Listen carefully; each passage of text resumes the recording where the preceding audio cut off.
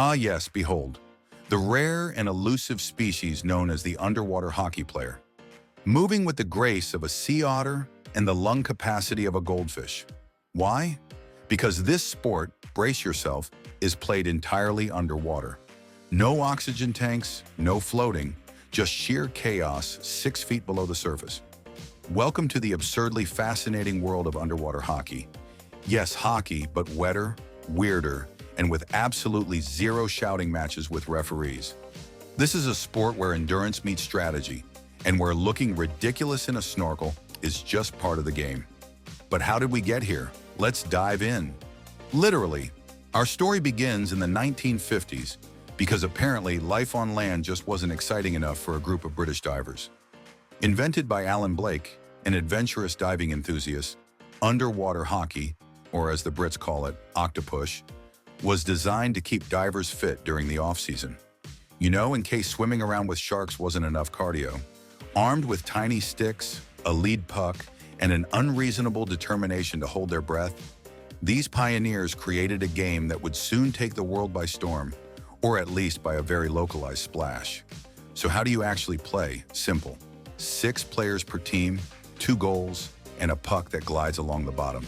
But here's the twist. You can only move when you're underwater, which means half the time your teammates are just floating there, gasping for air while the other team steals the puck. It's a constant cycle of dive, pass, score, or run out of breath and pray your teammates don't mess it up while you're refueling.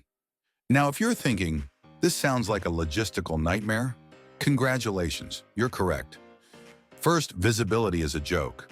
Water is murky, masks fog up, and good luck recognizing your teammates when everyone looks like a scuba squad reject. Second, communication, not a thing. No shouting plays, no trash talk, just aggressive bubble blowing and frantic pointing. And third, let's talk about the stick, because folks, it's 6 inches long. That's right, the tiniest hockey stick known to mankind. You ever tried playing regular hockey with a toothbrush? That's basically what's happening here. Despite its challenges, or maybe because of them, underwater hockey has gone global.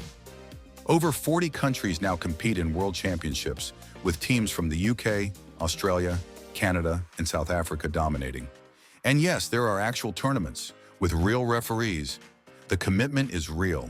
It's fast, it's unpredictable, and it's an entire sport built on the trust that your teammates will pass the puck before they black out from oxygen deprivation.